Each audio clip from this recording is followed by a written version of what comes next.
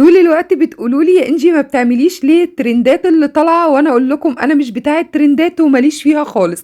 بس النهارده قررت ان انا اجرب وصفه الرز او وصفه كفته الرز اللي قلب السوشيال ميديا، واكبر الشيفات على السوشيال ميديا وفي التلفزيون عملوها. فيلا بينا نعملها النهارده مع بعض وهقول لكم رايي فيها بمنتهى الامانه.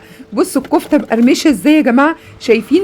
تحفه جدا. شايفين لونها من جوه؟ ما شاء الله بجد خطيره جدا. تقدري كمان تعمليها كده وتشيليها في الفريزر وهي متحمره. يلا بقى ما تنسيش تحطي لايك وشير وكومنت حلو زي قلبكم الجميل. ويلا بينا نشوف وصفتنا. اول حاجه انا هجيب الكبه زي ما هم عملوا، وهحط فيها حزمه من الشبت والبقدونس والكزبره مغسولين ومتقطعين، وهحط عليهم بصلايه كبيره، وهحط كمان 6 فصوص من الثوم، واحط عليهم 3 كوبايات من الرز المطحون اللي بيتباع جاهز في السوبر ماركت، او تجيب الرز وتغسليه وتسيبيه لما ينشف وبعد كده تطحنيه.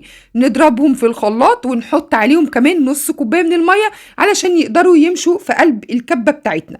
بعد ما ضربتهم كويس هفضيهم بقى في قلب الطبق، ويلا نبهر بمعلقه كبيره من ال7 بهارات، معلقه كبيره من الكزبره الجافه، معلقه صغيره من البابريكا، معلقه صغيره من الفلفل الاسود، ومعلقه كبيره من الملح، ومعلقه كبيره من النعناع. والنعناع بياخد كفته الرز دي في حته تانية خالص، بيخليها طعمها خطير جدا. وبعد كده هضيف عليهم كيلو من اللحمه الجملي. الكفته الرز يا جماعه يعني لحمه جملي، بس ما بتحبهاش تقدري تستبدليها باللحمه العجالي او اللحمه البقري اللي يريحك واللي يعجبك. المهم ان احنا هندعكهم كويس مع بعض ونرجعهم بقى في الكبه. هقسمهم على جزئين علشان خاطر الكميه بقت كبيره، فالكبه مش هتستوعب كل الكميه دي. هقسمهم نصين واحطها في الكبه واسيبها لحد لما تتفرم كويس جدا بالشكل ده. شايفين اتفرمت حلو جدا جدا. بعد كده هبتدي ان انا اركب الموز بتاعي واحط النص التاني. شايفين طريه ازاي واتعجنت بقى كويس جدا.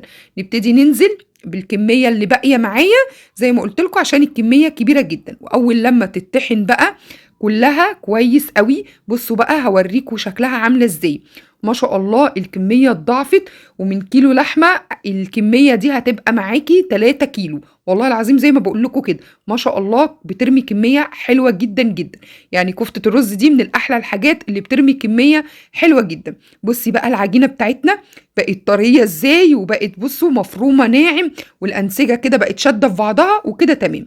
نبتدي كده نفردها في قلب الطبق، وهجيب كيس بلاستيك من اكياس التلاجة هفتحه واحطه على الوشها كده واضغط عليه علشان خاطر ادخلها التلاجة تقعد لها ساعة كده علشان خاطر تشد وترتاح، ونبتدي نشتغل فيها بكل سهولة.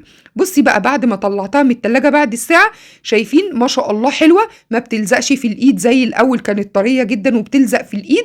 كده بقت تمام جدا. هنجيب بقى طبق فيه زيت وندهن ايدينا من الزيت، ونبتدي على طول نصبع الكفتة بتاعتنا بالشكل ده. ناخد حتة كده قد حجم الليمونة الصغيرة، ونبتدي ان احنا نبرمها حوالين صوابع ايدينا ال5. شايفين بالشكل ده؟ نظبط بقى كل الصوابع. تقعدي بقى انت كده على الترابيزه، حطي بقى ترابيزه وكرسي واقعدي بقى انت كده ايه صبعي فيهم براحتك، واي حد من ولادك من حبايبك يجي كده ايه يساعدك. شايفه بالشكل ده؟ نظبط كل الصوابع بالحجم ده.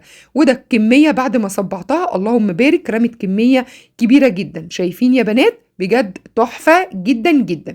يلا بقى بينا نحمر الحبه اللي احنا هنطبخهم. تمام كده؟ الباقي انا هشيله ني. طاسة فيها زيت على النار، مش لازم أملاها نصها كده علشان خاطر اللحمة لما هتنزل في قلب الزيت هتبتدي هي كمان تسرب الدهون بتاعتها، فكمية الزيت هتزيد. فخدي بالك مش لازم زيت غزير.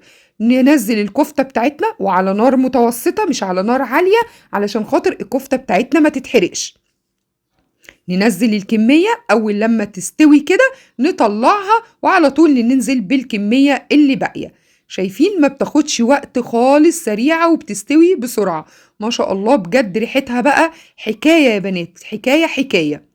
ولحد كده احنا تمام قوي وشغالين زي الفل بنفس الطريقه بتاعتنا. شايفين مقرمشه ازاي؟ سامعين الصوت؟ ما شاء الله تحفه جميله، وشكلها جميل ومش مشققه. يعني لما نزلت في الزيت ما اتشققتش ولا اي حاجه، وطعمها حلو وكريسبي جدا وحلو. تقدري لما تبرد زي ما قلنا تحطيها في اطباق او في اكياس وتشيليها في الفريزر ولما تحتاجيها تطلعيها. يلا بقى بينا نعمل التسبيكة أو الصلصة بتاعة الكفتة. في الوك بتاعنا أو في الحلة ننزل بمعلقة كبيرة كده من السمنة وعليها بصلاية كبيرة متخرطة.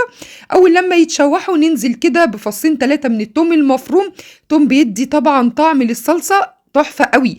ويلا ننزل بالصلصة اللي احنا كنا حضرناها لتفريزات رمضان، اللي قلت لكم ان هي بتوفر وبتسهل علينا الوقت بطريقة رهيبة جدا. فانصحكم انكم ترجعوا للفيديو وتشوفوه وتعملوها وتجهزوا الصلصة لرمضان. يلا نتبل بقى الصلصة بتاعتنا بالملح وبالفلفل ومكعب من المرق، وهضيف كده كمان عليها كوباية كده من المية لان الصلصة بتاعتي مركزة، وهقلبهم واغطيهم واسيبهم كده يغلوا لهم غلوتين مع بعض. وفي الوقت ده يلا نشيل بقى بقيه الكفته اللي هنعينها في الفريزر في الاطباق بتاعتنا اللي بنفرزن فيها، ونبتدي نحط طبقه الكفته كده، وبعد كده نفتح كيس من بتوع التلاجة ونحط فوق منه طبقه، وبعد كده نتنيه ونحط فوق منه طبقه تانية. يبقى كده الطبق خد معايا 3 طبقات من الكفته بالشكل ده. شايفين؟ تحفه جدا. نحطهم بقى في الاكياس بتاعت برضو التلاجة، ونلف الكيس ونقفله كويس جدا وندخله الفريزر.